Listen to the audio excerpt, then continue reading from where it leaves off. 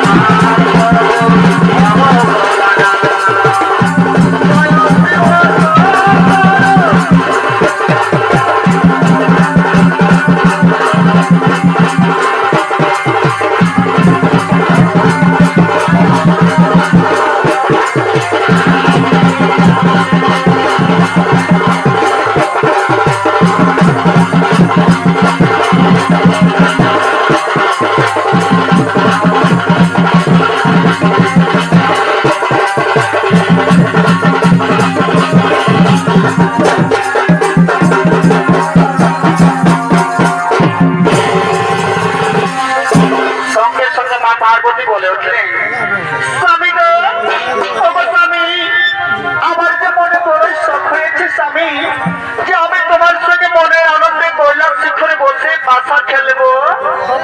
হ্যাঁ হ্যাঁ হ্যাঁ পার্বতী, হ্যাঁ পাশা তো খেলবো পার্বতী, কিন্তু এই পাশা খেলাতে আমার একটি শর্ত রয়েছে।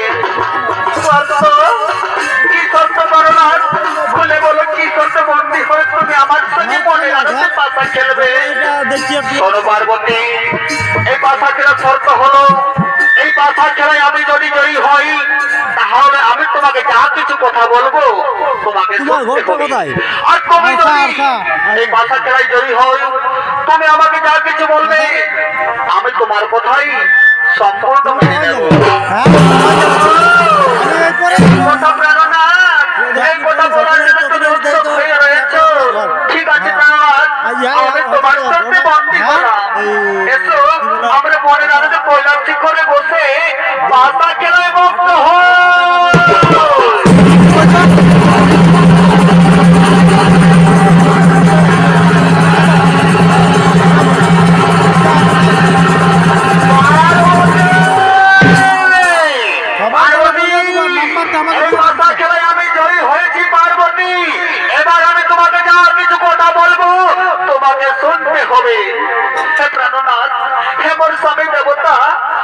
আমি যখন তোমার কাছে পাশা খেলায় পরাজিত হয়েছি তুমি আমাকে বলো, তুমি আমাকে যা কিছু কথা বলবে আমি তোমার সব প্রস্তাবে রাজি আছি।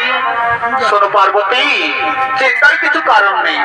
বলছিলাম কি, আমি তো তোমাকে প্রতিদিন সঙ্গে করে নিয়ে যাই কমল সরোবরে চান করার জন্য, কিন্তু এবার আমি মনস্থির করেছি যে আমি একাকিনী যাব সেই কমল কারণে চান করবো। কথা বলার জন্য তুমি উৎসুক হয়ে রয়েছো প্রাণনাথ। ঠিক আছে প্রাণনাথ, আমি তোমার প্রস্তাবে রাজি হলাম।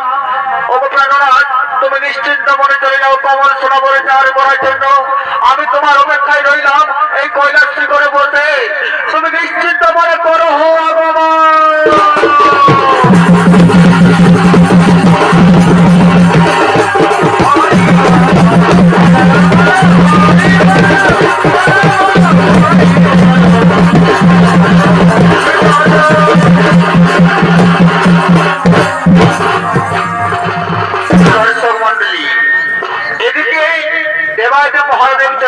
কমল কাননে চান করার জন্য।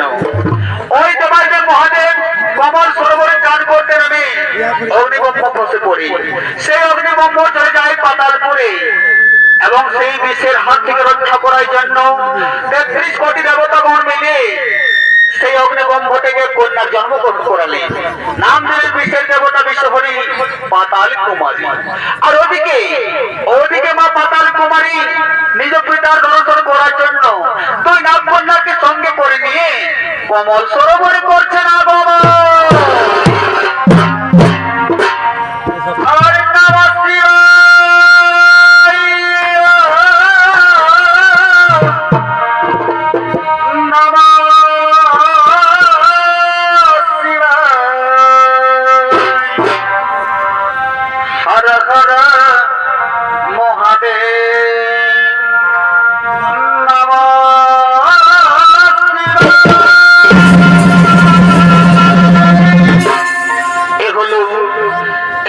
পাতাল কুমারী উদয় নাম কন্যা তার পিতার সঙ্গে দর্শন করার জন্য কমল সরোবরে করেছেন আগমন। আমি পাতাল কুমারীর ভূমিকায় নৃত্য করে দেখাবেন জবা মাহাতো।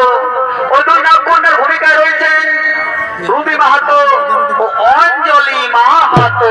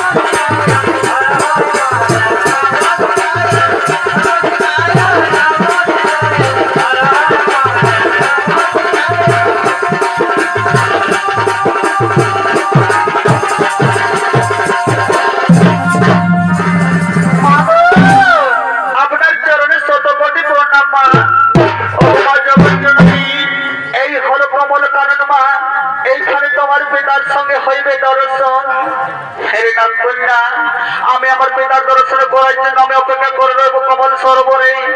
ওরে নাগ কন্যা তোমরা ফিরে যাও মনের আনন্দে আমার সে পাতাল ভ্রমণে।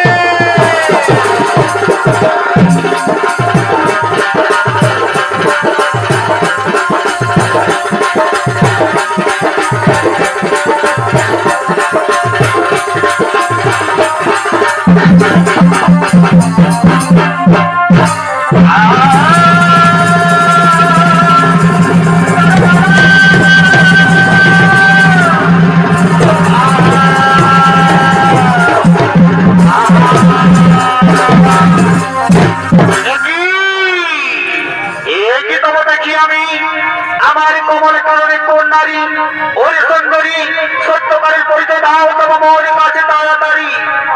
সুধী ভক্তজন সঙ্গে সঙ্গে মা আমার চিন্তায় মগ্ন হলেন যে হ্যাঁ, ব্রহ্মদেবের কথা অনুসারে আমার পিতার মস্তকে থাকিবে জটা ভরা চুল, পরনে থাকিবে ব্রাহ্মের ছালা, আর গলায় থাকিবে রুদ্রাক্ষের মালা। এমন ব্যক্তি যদি আমি কমল সরোবরে দেখতে পাই তাহলে আমায় বুঝে নিতে হবে যে সেই ব্যক্তি হচ্ছে আমার পিতা। তাই সঙ্গে সঙ্গে মা পাতাল কুমারী বলে উঠলেন, পিতা গো, প্রণাম পিতা।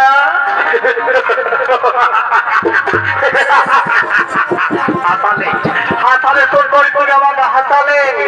ওরে সুন্দরী, এই জগৎ সংসারে আমার দুইটি পুত্রী আছে, লক্ষ্মী আর সরস্বতী, আর দুইটি পুত্র আছে কার্তিক আর গোনাই। তাছাড়া জগৎ সংসারে আমার আপন পুত্র পুত্রী বলতে আর কেহ নাই। সুন্দরী, তুই সবারই মনকে ভোলাতে পারিস সুন্দরী, কিন্তু এই ভোলাটাতে মনকে কম করে ভোলাতে পারবি না সুন্দরী। এসো, আমি তোমার রূপে মুগ্ধ হয়েছি সুন্দরী। এসো, আমি তোমাকে বিবাহিত করে নিয়ে যাবো আমার কৈলাস ভুবনে। কথা বলো না, তুমি আমার পিতা, আমি তোমার পুত্রী, তুমি আমাকে পুত্রী হিসেবে গ্রহণ করে নাও। না সুন্দরী, না, হতে পারে না, এ হতে পারে না সুন্দরী।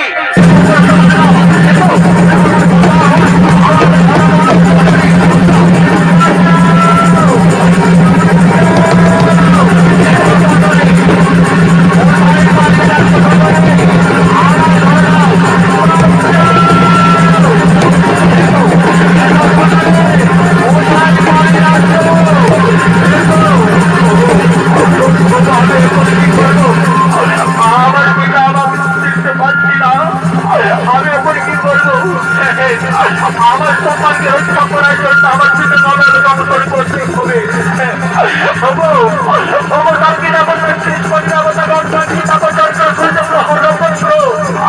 আমি আমার সম্মানকে রক্ষা করার জন্য আমি বাচ্চা পর্যন্ত আমার পিতাকে আমি এই মুহূর্তে করি না।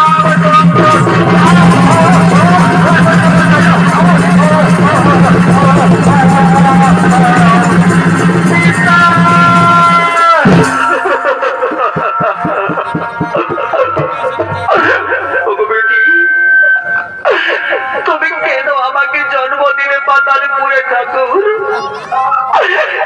আমার পিতা আমাকে নিজ পুত্র হিসাবে গ্রহণ করে নিচ্ছি না, পিতা আমাকে বিবাহিত করে দিয়ে যেতে চাইছি আপন ভুবনে। আমি এখন কি করবো? এই বিপদের দিনে আমাকে কে রক্ষা করিবে?